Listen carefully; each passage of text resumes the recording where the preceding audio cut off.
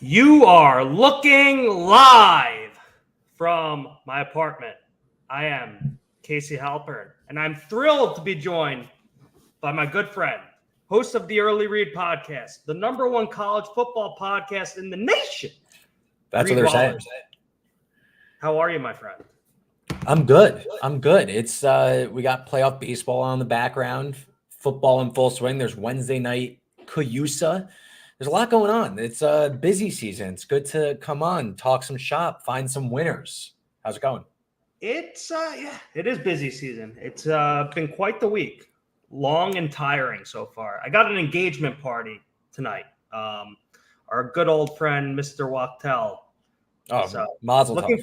Looking forward to that one. But before we get to the engagement party and before we knock down a few beverages, we got to pick some winners. We got to sift through the NFL Week 5 card, potentially the college football card as well.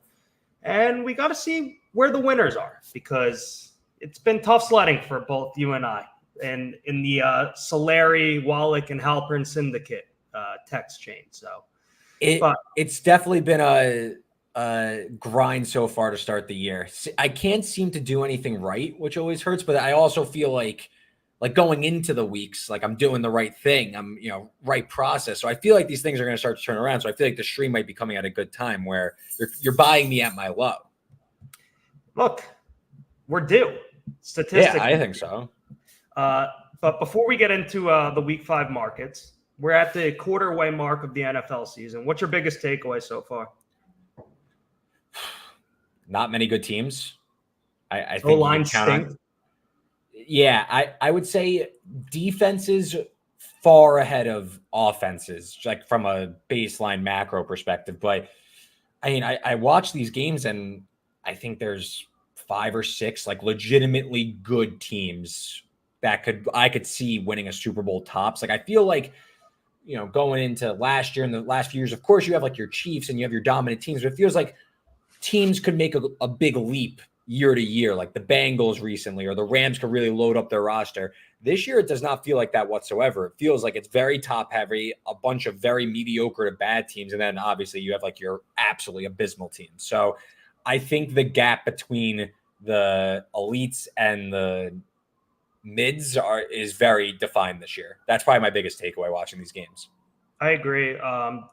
Especially there's definitely a big gap between the upper echelon of teams and kind of the middle class and then obviously the cellar dwellers. But I noticed that last year, and I think the first month of the season, it's tough to kind of gauge where offenses are at just because they kind of don't play in the preseason. So that's why it feels like defenses are so far ahead of the curve.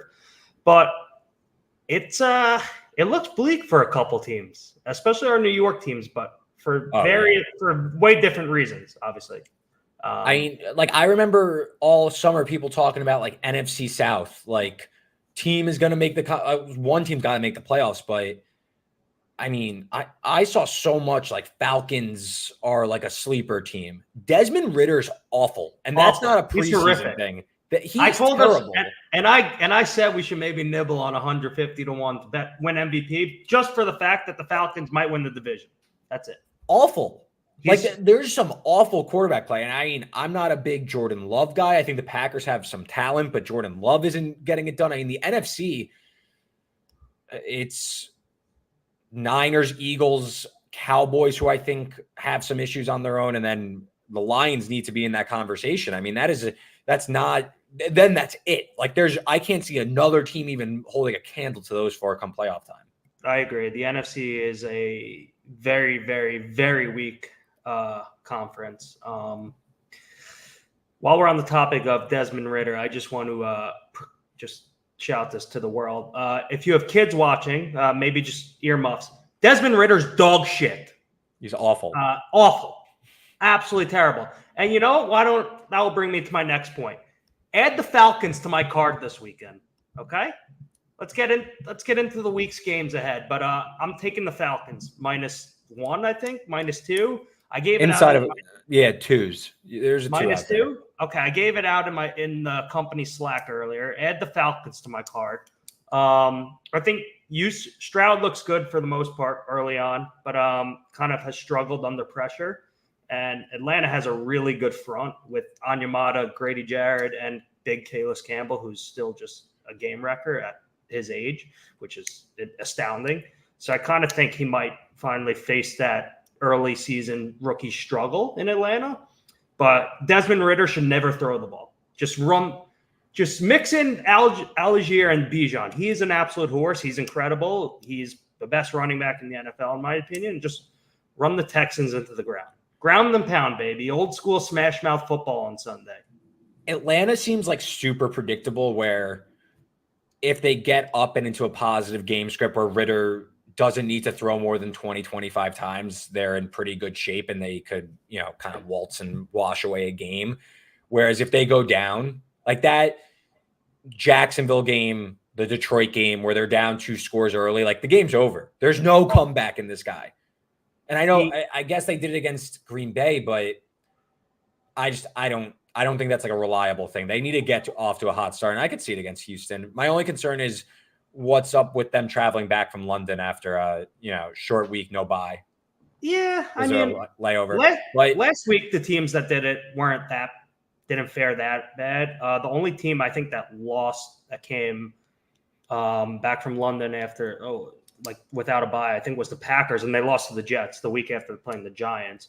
I think they were like 3-1 against the spread and 3-1 straight up. So it's not. I mean, that was just last year, off the top of my head, if I recall. But I'm going to take the Falcons. Hopefully, Desmond Ridder doesn't have to throw the ball more than 8 times. I would just run wishbone, heavy eye formation, ground and pound, baby. Run Bijan, run Tyler.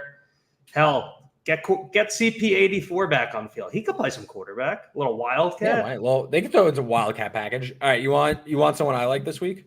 Yes, please. Hold on. Let me pull up the profit markets currently for week. 5. I want to make sure I'm mentioning profit. Their lines. I got to pull up the screen. All right, hit me. Who do you like?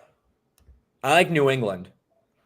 You like the Patriots. Okay, so the Patriots right now are -108, -1 at -102. So you like them with the spread.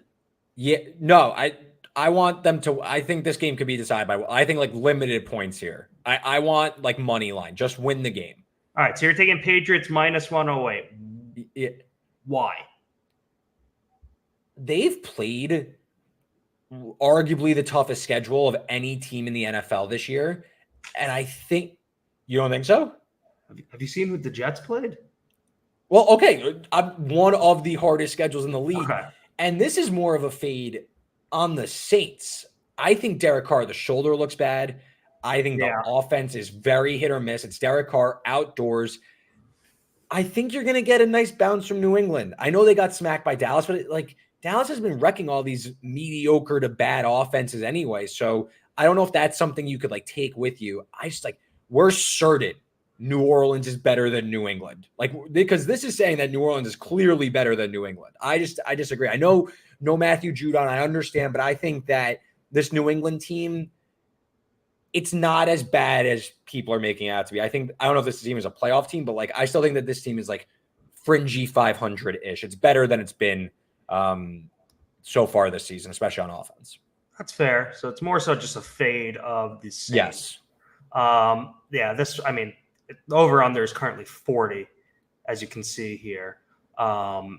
This game just screams disgusting. I want no part of it. I think Mac. But look at what New England's defense has done. They played Philly. They played their defense Miami. is very good. There's no denying that. It's just no Judon and no Christian Gonzalez for the rest of the year is an absolute killer.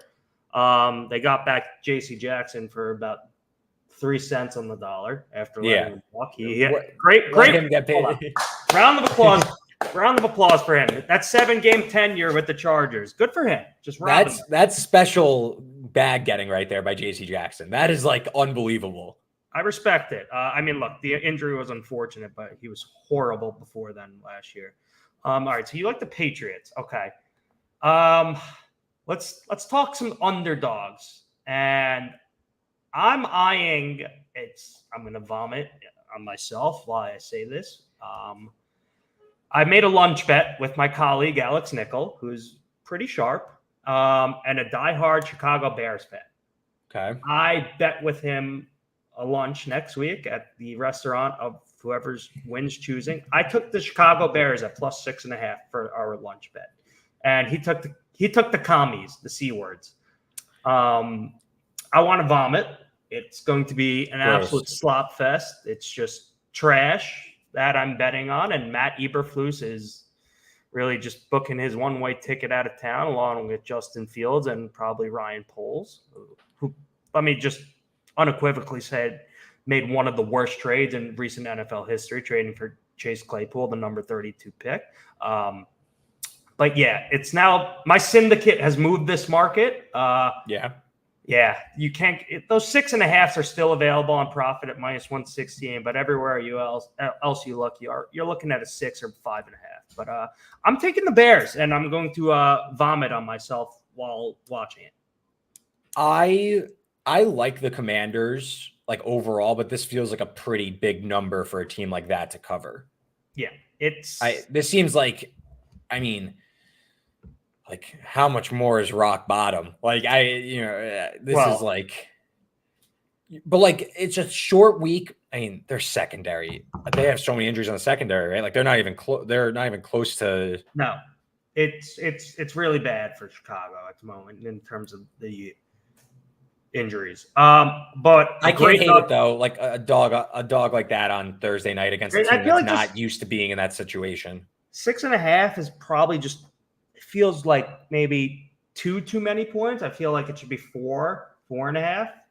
And I also think that Washington might be a little haggard. That quick turnaround after an overtime game. I found the great note from @ClevTA on Twitter, who's incredible. Since 2000, there have been 24 instances where a team had to play on Thursday Night Football following a Sunday overtime game. What do you think the record against the spread is for those teams? I'm going to guess poorly based on the fact that you bet on the Bears. I'm going to go. That's not why I bet on the Bears. I bet on the Bears first with Alex, and then I saw this. But I imagine it's going to help your case here. Yeah. If there's 24 games, I'm going to guess those teams are 9. No, worse. I'm going to go 7-17. 3-21 against the spread. You want to do trends? I mean, that's. I'm not saying just back the Bears off this trend. I probably wouldn't. That is interesting, though. I wouldn't take the Bears now at 5.5, but I locked them in on our lunch bet at 6.5. What do you make of Ron Rivera not going for 2 last week against the Eagles? Absolute coward. Absolutely. Yeah, I don't know what you were thinking. I mean, if they ever call him Riverboat Ron again, the announcer should probably be fired. That was yeah, that's crazy. I also really like Sam Howell, as long as he just gets the ball out of the Commanders are good. Yeah, kind of sneaky. They're frisky. All right, before we get into the Thursday Night Football prop markets we're offering on Profit Exchange, is there one underdog you are eyeing?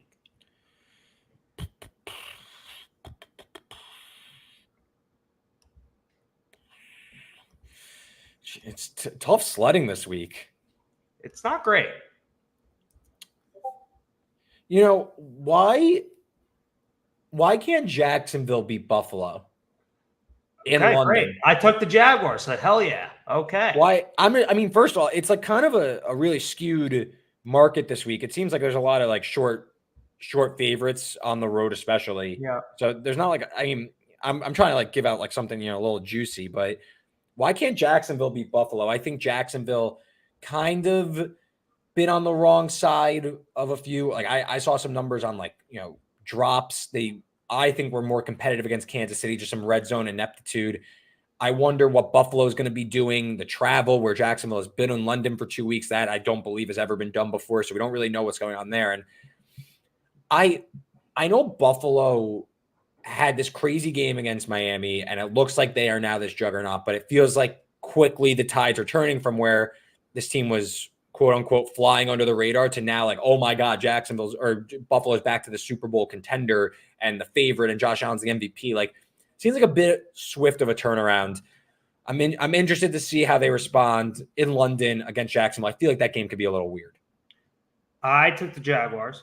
Full disclosure. I think just the Bills are really banged up. No Trey White, just his Achilles injury is devastating for them. And Jordan Poyer didn't play last. I don't know if he's playing this week, but he's been hurt. So is Christian Benford. He's been hurt too.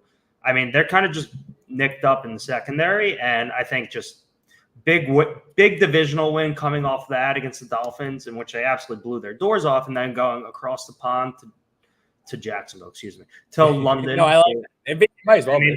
It basically is Jacksonville at this point. To London, and the Jaguars are staying there. I like the Jags getting the points.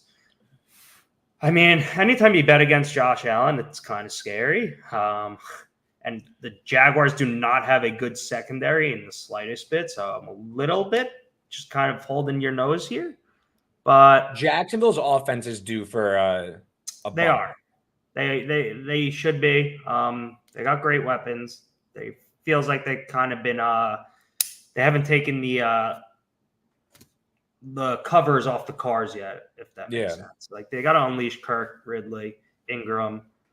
All right, give us the Jaguars. Okay, give us both. All right, I like this card. Add that to our card. Let's look at the props for tomorrow. So, for all those that are new here, Profit Exchange is actually offering a great promotion for tomorrow's Thursday Night Football props. It is a request and get bonus where if you request better odds on any of our 7 NFL props for Thursday Night Football and it gets matched, we will issue you a credit of 25% of your stake up to $25. So, for instance, if you request better odds on Justin Fields to score a touchdown, let's say you want plus 215 instead of plus 200, and you put $100 on it, we will issue you a bonus of $25. We are incentivizing you to get better odds, which is great. Awesome. We have 7 props. Let's rapid fire go through them. Fields that have 50 rushing yards, yes or no? Yeah, I feel I don't have the numbers up in front of me, but I feel like that has to be good. Easy hit for me. Yes. The only way they kind of stay in this game is if Luke Getsy kind of accentuates Justin's strengths and do what they did last week, roll them out, play action, run the damn ball. The offense looked good last week. I mean, they were playing the school of the blind out there. But yeah. We'll see. Actually, we'll get a real true we'll get a true indication of the Denver defense this weekend when they go against Zach Wilson. So we'll really see how bad they are, if they are that putrid. It could have been a one-off thing. I hope they are, because it's a must-win for the New York Jets. Sam Howell, 2 passing touchdowns, yes or no? Yes. I think this game is going to be higher scoring. Even on a Thursday night, I think this game is we're going to have some big plays. I think Howell's going to start slinging around the yard. And that, like we were talking about before, that Chicago secondary is really banged up. So I like Howell 2+ touchdowns. I like that as well. I'm in the Howell band, so let's ride. Brian Robinson, anytime touchdown. I like no. I don't think he's going to score. What's the price on no? Oh, it's literally just a pick up. I'll take no. Yeah. I'll take no. Fields anytime touchdown. I love yes at plus 200. Excuse me, plus 50. Has he not scored this year? I feel like that number, like last year, that was like a minus 115. Yeah, exactly. That was like almost a layup every week. Has he? I know he hasn't been running as much, but yeah, he's only scored 1 rushing touchdown this year. Yeah, let's go with the boosted odds there. I like Fields to score a rushing touchdown. Okay, Scary Terry versus DJ Moore receiving yards. DJ had a big week last week, but I think this just goes back to the Chicago secondary and how banged up they are. Give me Scary Terry at minus 148. I agree. 2 more rushing yards. Fields or Brian Robinson. I like Fields at plus 142. I think he's going to have a big game on the ground. You think so? I feel like that. Robinson's been like the bell cow. It's kind of like a race to 69 here. Feels like it's like college basketball season. Yeah, Robinson only 45 last week, but I mean 70, 87, 59. I kind of like B-Rob here. It's juicy though at minus 178. Maybe we'll have to do another lunch bet there. Okay. Bears team total, 18.5 points. Give me the yes, because if they don't get to 18.5 points in my 6.5, You're paying for lunch. Yeah, exactly. So I basically am correlating myself here. Yes. I like the yes as well. I think this is going to end up being an over game. I think you're right. It should be a good one. I'm excited to watch the Slop Fest. Before we kind of move on, I want to talk a bit about the game of the weekend, Cowboys 49ers. Who do you like? I saw some numbers today about San Francisco's rush defense not being up to snuff relative to maybe what you think, given they've played a pretty easy schedule in terms of offenses. But I still lean towards the 49ers. I think this Dallas team is fairly overrated, given what I've seen. I think that they've beaten up on a lot of poor competition, and it hasn't looked as good, especially the offense. I mean, red zone blunders left and right. I think the Niners are a well-oiled machine right now. I think that they are going to come in, look good, and I think they're going to take care of business in a playoff preview. So I like San Francisco, but it's not like something I'm like in love with, given that I saw some of those rushing numbers, and maybe Tony Pollard could have a big game on the ground. I just trust San Francisco a little bit more right now. I probably agree with you. Hold on. We're getting some comments here from Michael Halpern. Apologize to Nat Hackett. I'll apologize when I see him do it consistently and not just a one-game sample size. Apologize to Zach Wilson. Same goes for Mr. Wilson. Again, if you can't produce against the horrific Broncos defense, then I will not apologize. And you may be a coward unless you apologize to Nat. I'm not going to apologize to Nat Hackett until I see more than a one-game sample size and until I see them produce a win. On the heels of I know what I like relative to that Niners Cowboys bet. Yes. I like Kyle Shanahan, coach of the year. I think the Niners might put up like a really big win total, and he might just win. Looking at like the candidates right now, I like, as Michael chimes in that you're a coward. I think I kind of like Shanahan. I think I saw like plus 900, plus 800. I think the Niners are like in line to win like 15 games. And I look at like some of the other contenders like Dan Campbell, D'Amico Ryans. I just think like you kind of need a certain set of circumstances. And I think Shanahan might be the look there. It feels like, to me, he's never won before. No, I know he's never won before, but it's just, they've been to what, 3 of the last 4 NFC Championship games. I don't know. It feels, it's very narrative-y award. Now, the recent history suggests that if I were to bet on Coach of the Year right now, I'd probably bet on either McDaniel or Shane Steichen. I don't know if the Colts get there. I feel like I'd rather D'Amico than Shane Steichen. Yeah, but I took us off course. I think D'Amico or Steichen's probably a good bet. It's just whoever you think's gonna have the better record in the AFC South. The Nat Hackett revenge game. Yes, Jake, it is the Nat Hackett revenge game. We're much anticipated this game for months on the back of Sean Payton's unnecessary comments from, I don't know, what was it, late July? But this one stinks. Like training camp. Yeah, training camp. It stinks Rodgers won't be there. Again, I'm not going to apologize to Nat Hackett or Zach Wilson until I see them do it more than once. They better do it on Sunday because the Broncos defense absolutely stinks. And if you allow 28 points to the Chicago Bears, the Jets must score 30. Okay? You got to one-up the Chicago Bears. Reed, before I let you go, give me your biggest storyline in the NFL come Monday morning. Biggest... Oh, I got you. AFC North being over and Lamar Jackson being an MVP candidate. All Baltimore Ravens love come Sunday evening and Monday morning after they beat up on, it looks like it's going to be Kenny Pickett. He stinks. Let's get terrible. He stinks. The Ravens are trending in the right direction. They should be undefeated after losing that crazy game against the Colts. You look at how that division shaking out. You have the banged up Bengals with Burrow. The Browns are banged up. The Steelers are banged up. And if the Ravens win, that is a road win against every AFC North team. So they have a game in pocket already. I think the Ravens are kind of on a springboard here to maybe get the 1 seed in the AFC. They're getting healthier too. They've been banged up to start the year. They are Ronnie Stanley, Marlon Humphrey coming back, it seems like this week, as well as Rashad Bateman. And Odell. And Odell. Yep. I like the Ravens. I'm a big Lamar fan for quite a few reasons that have helped me financially. Yes, the Steelers suck. I don't think the Steelers suck. I think, Avi, I think Kenny Pickett absolutely stinks. Kenny Pickett is like, here are my quarterback tiers just real quickly before we wrap up. These are my cellar dwellers. At the bottom, look, it's Zach Wilson until I see more than a one-game sample size. You go a hair above Zach Wilson, you got Desmond Ridder. A hair above Desmond Ridder, you got Kenny Pickett. Those are like the worst three quarterbacks in the NFL.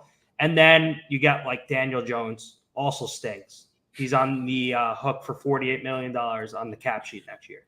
Goodness. I mean, that was a colossal mistake. How did you not franchise tag him instead of Barkley? But leave it at that.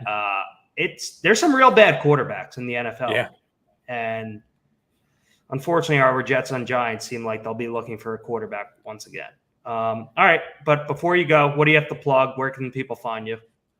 Yeah. Check out my podcast, The Early Read, wherever you listen to your podcast. All my work can be found on BetSided. Just type in betsided.com and all our college football work will be there. Typically a college football guy, even though we just carved up the NFL markets for a half hour. But yeah, check out there and you can follow me on Twitter at Reed Wallach. And yeah, Casey, thanks for having me. And are we going to give it our first touchdown bet for tomorrow or what? I almost forgot. All right. So every week, Reed, myself, and our good pal Dennis Solari, our syndicate, we take a first touchdown in almost every primetime game. It's been tough sledding this year, aside from Ronnie Bell, but Reed and Dennis didn't want to ride, so I was the lone wolf there. But Reed, give us a Thursday night football first touchdown dart. Oh God, the odds are terrible where I'm looking. The guy I was eyeing was Curtis Samuel. That was going to be like my guy, but his odds are terrible. So I don't want to give that one out. What is? I love De'Ami Brown in college, but he doesn't see the field enough to really. I think we. Oh, I literally. It took me 1 second for me to even decide on this. Is it a Bears receiver? Can you guess who it is? It's got to be Equanimous. Oh, no. Oh, then it's Darnell Mooney. No. Oh, then I have no idea who. Give me Byron Pringle. I think isn't he on the Commanders? Is he? He was on the Bears last year. He might be. Yeah, he's on the Commanders. Well, all right. You know what? Give us Byron Pringle revenge game. So we're on him. All right, 41. Byron Pringle. And maybe sprinkle in. You want to go a little Mercedes Lewis? Take the Benz out for a spin. That team is here. Let's see if he's got a little. He's rust. On the Bears. Take the rust off the tires. Yeah, he's on the Bears. He probably has played. Let me just quickly look this up. How many passing snaps is he? How many routes? He's played 29% of. He played 29% of snaps last week. He's the third tight end behind how many routes Big Bob Tunyon. He's run. I'm looking. Hold on. Before we wrap up, I know this is riveting streaming here, but look, we're trying to give you some darts, some actionable items to come away with. Okay, he's run 6 passing routes. That's good. Good, exactly what you're looking for in a first touchdown bet. He's got 1 reception for 8 yards. Look, he's going to be in the goal line packages. They're going to go jumbo, maybe a little PA fake.